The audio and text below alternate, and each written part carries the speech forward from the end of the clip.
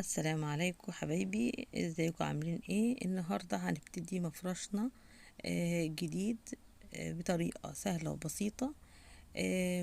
مفرش النهارده بنستخدم معاه خيط اليزا كوتون جولد.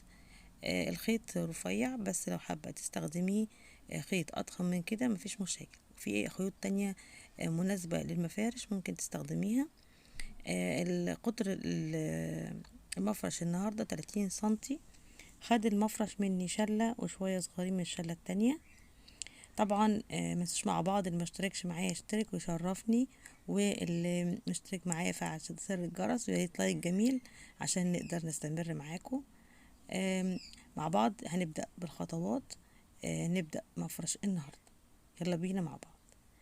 أول حاجة هنبتدي نعملها عقدة البداية، ودي خدناها في اكتر من فيديو وعارفينها. بنبدأ بيها، بنبدأ مع بعض بنعمل سلاسل 2 3 4.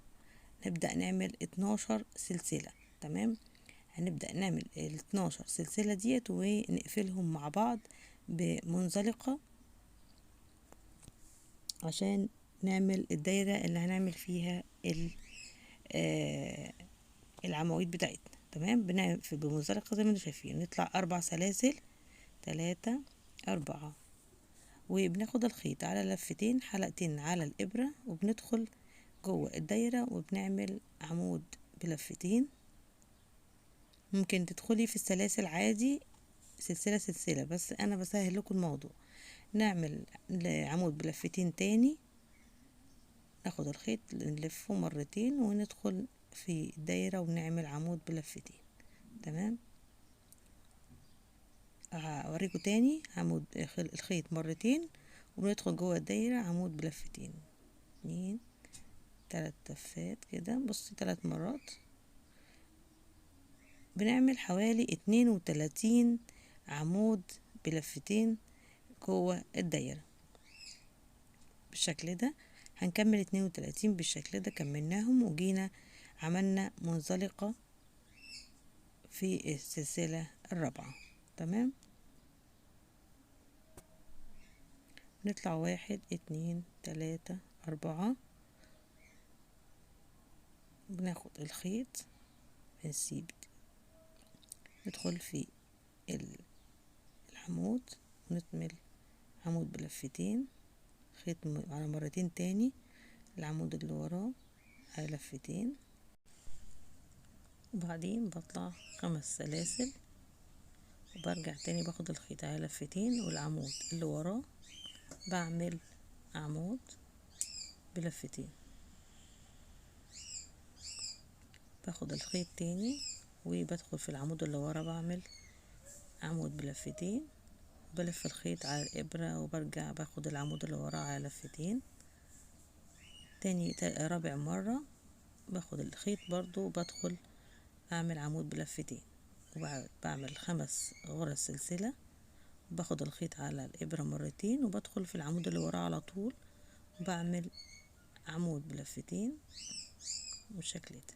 الخيط على مرتين والعمود اللي وراه، تاني عمود بلفتين، خيط على مرتين، بدخل اعمل خيط اللي وراه على مرتين بالشكل ده. بعمل 4 عواميد بلفتين. تمام. 5 سلاسل تاني نشوف مع بعض. والعمود اللي ورا برضو بندخل ونعمل العمود بلفتين، باخد الخيط على الإبرة ونفس الطريقة دي اهي. بعمل 3 عواميد الأول ومن ضمنهم السلسلة، وبعدين 5 سلاسل، 4 عواميد، 5 سلاسل، 4 عواميد، وفي الآخر بعمل العمود الناقص. ببدأ أعمل العمود بتاعي. بعمل الخيط معايا اهو في الآخر، وباخد الخيط على مرتين وبدخل جنب في العمود الأخراني وبعمل عمود بلفتين، وبعمل منزلقة في السلاسل اللي أنا كنت بدأت بيها في السلسلة الرابعة، وبطلع 4 غرز سلاسل. وادي الشكل النهائي للدور بتاعي. باخد الخيط على مرتين وبعمل ال3 عواميد بتوعي، بكررهم تاني، بشتغل العواميد الاتنين التانيين بقوا كده 3. وبعدين بعدين الاخراني هعمله في الاخر خالص، اللي هو العمود الرابع بعمله في اخر الدور. باخد 3 سلاسل، وبعدين بعد 2 غرزة السلسلة، وبدخل في التالتة بعمل عمود بلفة عادي، وباخد الخيط وبدخل في نفس المكان اعمل عمود بلفة في نفس المكان، 3 سلاسل، وباخد الخيط على مرتين واعمل ال4 عواميد بتاعتي. عمود التاني، الخيط على مرتين، العمود التالت على فتلتين، الخيط على مرتين على الإبرة، وبعمل العمود بفتلتين بالشكل ده، بلفتين سوري. 3 غرز سلسلة، وباخد الخيط على لفة واحدة وبعد 1 2، وفي التالتة بدخل اعمل عمود بلفة، الخيط تاني باخده على الإبرة مرة واحدة وادخل اعمل عمود بلفة تاني. تمام. وبعدين 3 سلاسل والخيط على فتلتين، وبعمل بقى لفتين، وبدخل اعمل ال4 عواميد بتوعي، الخيط مرتين على لفتين، وبعمل عمود بلفتين. العمود الرابع نفس الحكاية، 3 سلاسل، وبدخل 1 2، وفي التالتة هنا بدخل اعمل عمود بلفة، اخد الخيط مرة واحدة واعمل عمود بلفتين، و3 سلاسل والخيط مرتين، وبعمل العمود بلفتين، وبكمل الدور بالشكل ده. وهي الشكل النهائي بيبقى الشكل عامل بالشكل ده، الدور بتاعي النباتي. اخر خالص ببدأ اعمل العمود اللي فاضل، اللي هو الرابع بتاع الدور اللي انا ما عملتوش. بعد 3 سلاسل باخد الخيط على لفتين، وببدأ اعمل العمود الرابع اللي انا بسيبه للاخر خالص زي ما احنا شايفين بالشكل ده بشتغله. وبعدين بعمل المنزلقة في الغرزة الرابعة، بطلع بعد كده ب4 سلاسل، 2 3 4، وبعدين ببدأ اعمل 3 سلاسل تاني زي ما احنا متعودين. الاول 3 سلاسل، دي خطوة جديدة. باخد الخيط على فتلتين، والعمود اللي قبل الاخير بدخل فيه بعمل عمود بلفتين، وادخل اخد الخيط تاني واعمل عمود تاني بلفتين في نفس المكان، وبعدين بشتغل العمود الاخراني عادي. تمام. باخد 2 سلسلة، وباجي الف الخيط على فتلة واحدة بس، وباجي في الاتنين عمود بلفة العاديين بشتغل العمود الاولاني من غير ما اكمل العمود الاخر، وباخد العمود التاني برضو بشتغله، وبعدين ال3 حلقات بقفلهم مرة واحدة، وبعدين 2 سلسلة، الخيط على فتلتين على لفتين، بشتغل العمود الاولاني، باخد الخيط على لفتين واشتغل العمود التاني، وفي نفس المكان على لفتين برضو بعمل في نفس المكان عمود تاني. يعني كده بقوا 3 عواميد في في عمودين 2. باخد 3 سلاسل، وبعدين في العمود اللي وراه بعمل 2 عمود بلفتين، وفي العمود الاخراني بعمل عمود بلفتين لوحده، وبعدين 2 سلسلة، باخد الخيط لفة واحدة على حلقة واحدة على الإبرة، بشتغل العمود الأولاني من غير ما أخلصه، واشتغل العمود التاني كمان من غير ما أخلصه، وفي الآخر بيبقى 3 حلقات بقفلهم مرة واحدة. 2 سلسلة، الخيط على لفتين، وبعمل العمود الأولاني، باخد الخيط على لفتين وأعمل العمود التاني أول عمود فيه في نفس المكان برضو بعمل عمود بلفتين تاني، بعدين 1 2 سلسلة 3، باخد الخيط على لفتين، بعمل عمود بلفتين في نفس المكان، عمود تاني، وبعدين باخد الخيط وبعمل العمود الاخراني بالشكل ده السلاسل بتوعي، وبعدين بشتغل العواميد بلفة واحدة من غير ما يكملوا، وبقفلهم مرة واحدة ب3 حلقات على قفلة واحدة، و2 سلسلة، والعمود بلفتين اللي هيقابلني، وبعدين العمود التاني بشتغل فيه، وبزود عمود بلفتين تاني في نفس المكان.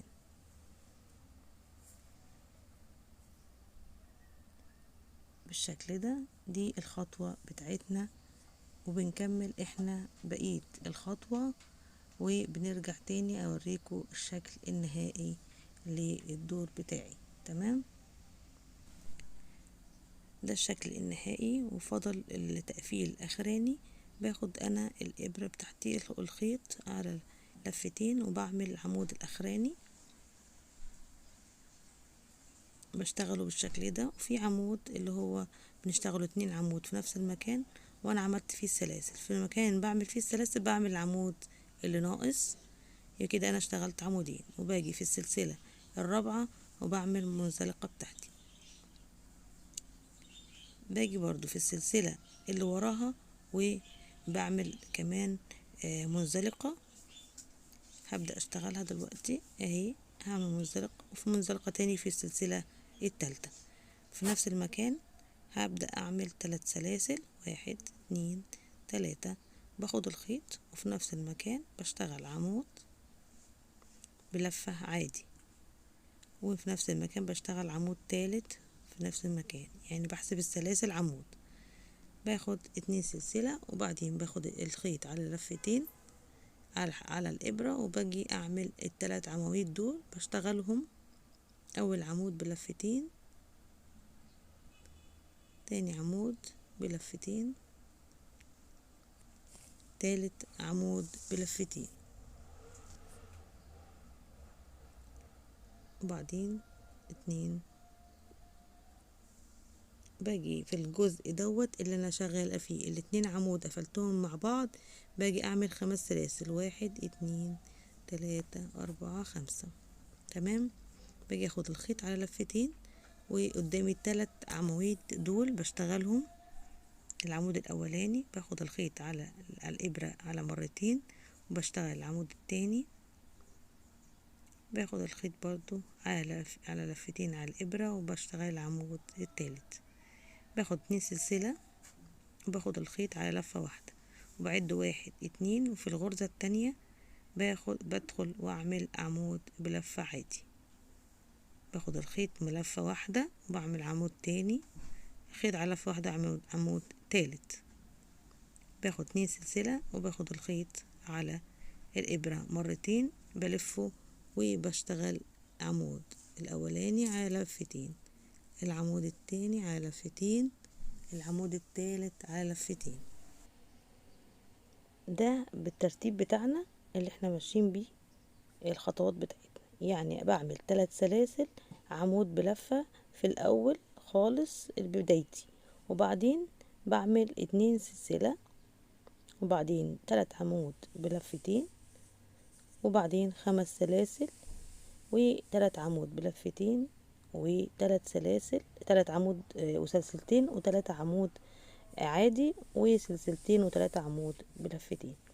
ببدأ تاني اعمل معاكم ال5 سلاسل، واكمل معاكم جزء تاني عشان نفهم مع بعض اكتر. 2 لفة على الابرة، وبدخل اعمل عمود بلفتين بالشكل ده.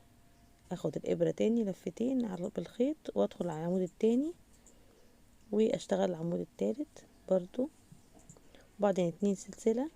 باخد الخيط في الغرزة التانية وبعمل في نفس المكان عمود بلفة 3 عمود بلفة، وده التالت. وبعدين 2 سلسلة، الخيط على الإبرة على حلقتين، وبعدين بعمل عمود بلفتين. أول واحد بشتغل تاني واحد وبشتغل تالت واحد بالشكل ده. كده عرفنا أكتر وشفنا الفكرة بتاعت الدور بتاعي دوت هيبقى عامل ازاي. شوف الشكل دلوقتي اهو بان شوية معايا واضحة، وترتيب الخطوة معايا بكل دقة. نكمل الدور وتشوفوا كله على بعضه هيبقى شكله عامل ازاي. كده خلصت الدور بتاعي، وببدأ اعمل المنزلقة بتاعتي في الاخر. تمام. في السلسلة الثالثة بدخل اعمل منزلقة وبطلع 3 سلاسل تاني. تمام. وفي نفس المكان، في نفس السلاسل، مكان السلاسل بعمل عمود زيادة عشان يبقى اول عمود معايا بزود فيه عمود تاني، وبعدين العمود اللي في النص بشتغل فيه عمود بلفة عادي فرداني لوحده، مفيش زيادة فيه، بس العمود الاخراني من التلاتة اللي هو التالت بشتغل فيه عمود بلفة، وبرجع تاني في نفس المكان بشتغل عمود بلفة تاني. بعد كده بنشتغل 3 سلاسل، وبعدين بناخد الخيط على مرتين، وبنبدأ نعمل ال3 عواميد بلفة. كل عمود نشتغله، ادي اول عمود، الخيط مرتين وتاني عمود، ناخد الخيط كمان على مرتين وتالت عمود. خلصنا، وبناخد غرزة سلسلة واحدة، وبنيجي في السلاسل نسيب سلسلتين وندخل في التالتة، وبنعمل عمود بلفة واحد، وبعدين غرزة السلسلة، وبناخد الخيط على مرتين، وبنشتغل العواميد بتاعتنا التلاتة اللي في ايه موجودة. ادي 2، ادي تاني عمود، الخيط على مرتين، تالت عمود، بناخد 2 سلسلة، وبندخل في العواميد بتاعتنا، ونعمل اول عمود بنشتغل، وبعد كده بندخل نعمل عمود تاني في نفس المكان، بناخد العمود اللي في النص بنشتغله، وبناخد العمود الاخراني بنشتغل عمود بلفة، ناخد الخيط بنشتغل عمود بلفة تاني، 3 سلاسل، وبنيجي ناخد الخيط على مرتين، وبنشتغل العواميد اللي الناحية التانية 3 عمود بلفة. ادي 1 2 3 عمود بلفتين الاخراني، سلسلة، وبنيجي في السلاسل اللي في النص بنبدأ نشتغل ونعد 1 2، وفي التالتة بنشتغل العمود بتاعنا اللي بيبقى في النص. تمام، 1 2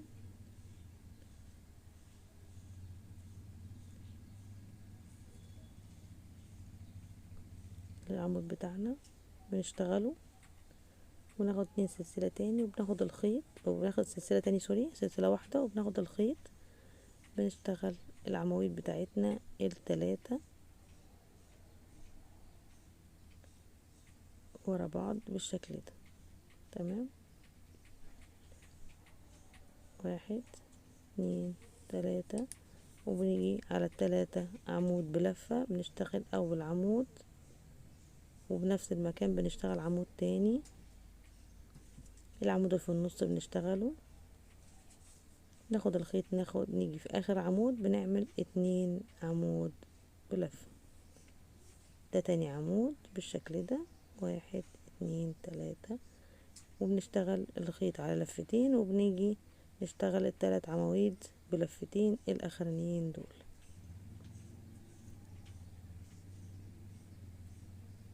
بالشكل ده احنا عملنا ال3 عواميد. تمام، وده شكل الدور بتاعي اللي احنا عملناه بنفس الترتيب دوت اهو. بكمل انا السطر بتاعي، وبرجع اوريكم الشكل النهائي للدور بتاعي.